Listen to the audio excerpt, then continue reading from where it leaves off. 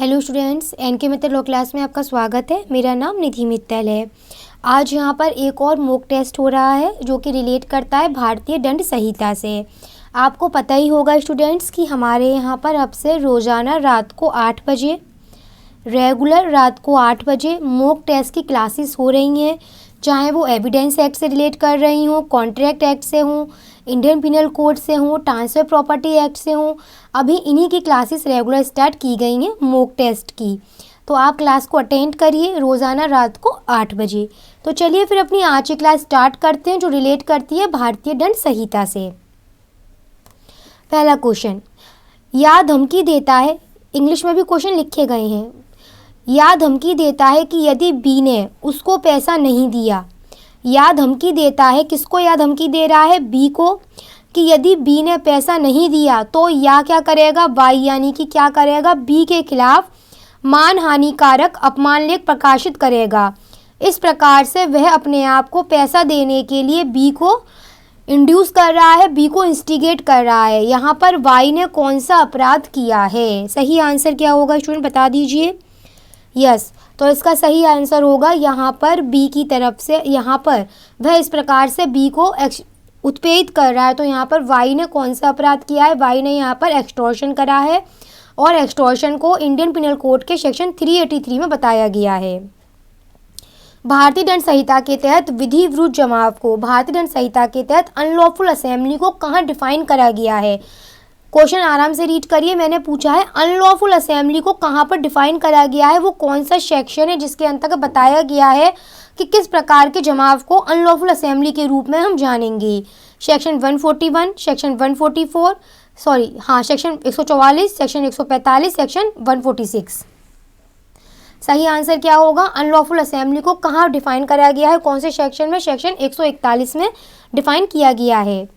Question आपसे ये पूछा गया है कि भारतीय दंड संहिता की जो धारा 85 है, भारतीय दंड संहिता की धारा सेक्शन 85 जो है, जो कि इंटॉक्सिएशन से रिलेट करता है, वो किस प्रकार के इंटॉक्सिएशन से रिलेट करता है? वहाँ पर वो involuntary intoxication, voluntary intoxication, both, none of the above.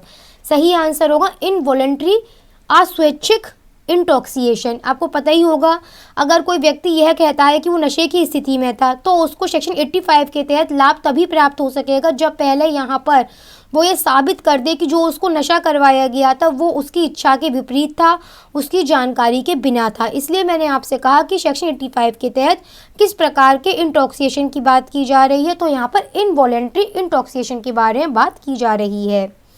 Question, भारतीय दंड संहिता के तहत प्राइवेट डिफेंस से रिलेटेड कौन से सेक्शंस हैं?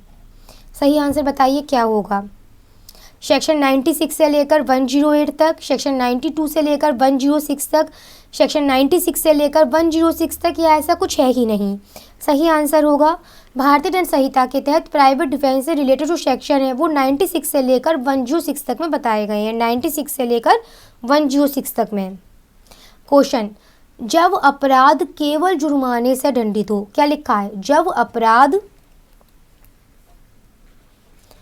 केवल जुर्माने से दंडित हो, तब वहाँ पर जुर्माना ना पे करने पर जो कारावास दिया जाएगा, उस कारावास का नेचर कैसा होगा? What will be the nature of imprisonment for non payment of fine when the offence is punished only by fine? सादा कारावास, कठोर कारावास, दोनों तरह का, या इनमें से कुछ भी नहीं? तो जब अपराध केवल जुर्माने से संबंधित है, तब वहाँ पर जुर्माना पे ना करने पर कारावास का स्वरूप सादा कारावास माना जाएगा। सेक्शन 67 को आप इस संबंध में रीड कर सकते हैं। भारतीय दंड संहिता का कौन सा सेक्शन है जो रिलेट करता है कॉजिंग स्लाइट हार्म से?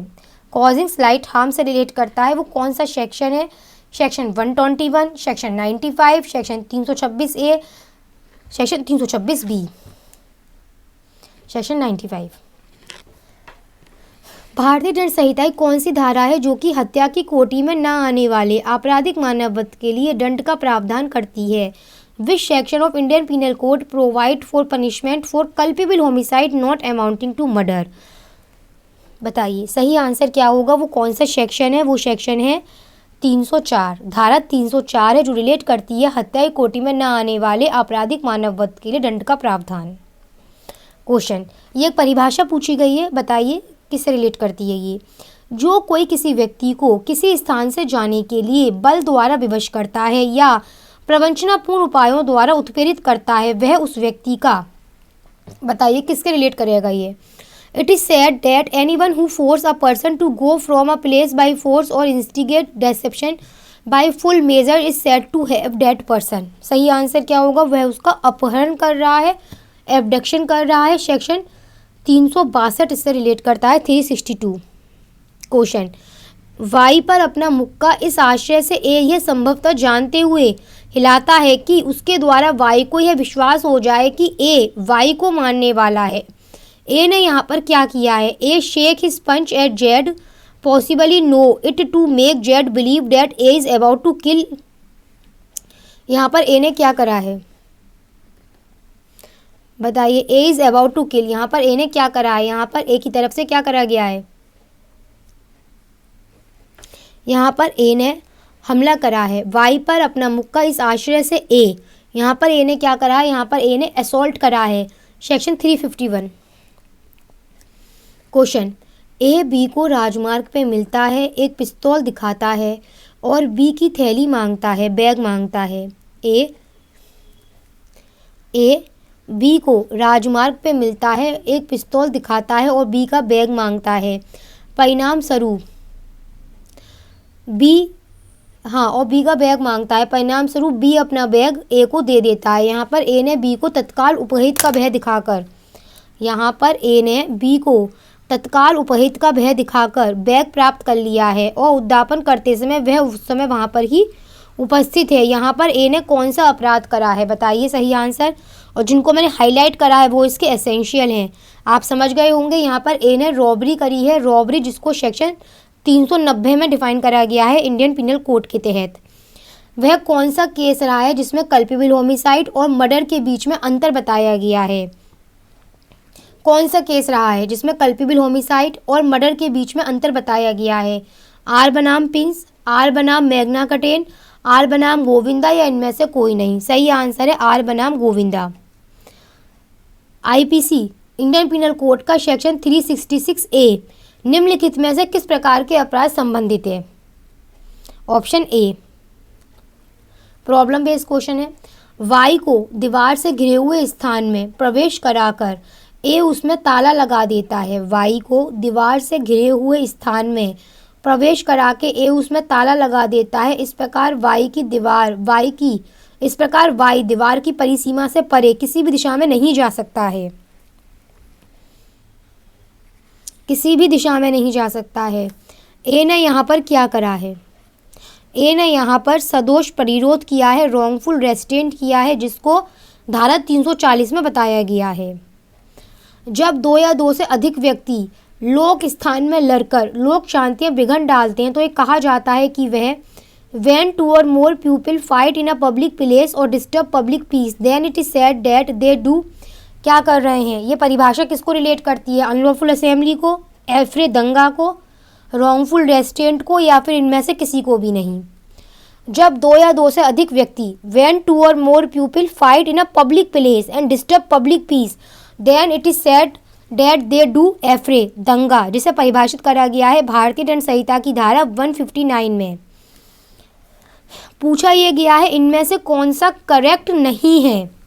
आपराधिक मानववध, कल्पेबल होमिसाइड सेक्शन 299, मर्डर धारा 300, उपेक्षा द्वारा मृत्यु कायित करना धारा 304A, दहेज मृत्यु धारा 304। बताइए कौन सा सही नहीं है। दहेज मृत्यु के बाद दहेज मृत्यु, क्योंकि वो धारा 304 नहीं बल्कि धारा 304B में बताई गई है। तो इसी के साथ अपनी क्लास कंप्लीट करते हैं। एक बार फिर से आपको याद दिला देते हैं कि रोज़ाना यहाँ पर रात को 8 बजे आपकी यहाँ पर अब मॉक टेस्ट की क्लासेस स्टार्ट करवा दी गई हैं, जो कि हम आशा करते हैं कि ये क्लासेस आपके लिए काफ़ी ज़्यादा बेनिफिशियल रहेंगी। आप रेगुलर क्लासेस को अटेंड करिए, जो कि आपके लिए काफ़ी ज़्यादा अच्छी रहेंगी, बेनिफिशियल रहेंगी। तो इसी के साथ क्लास कंप्लीट करते हैं।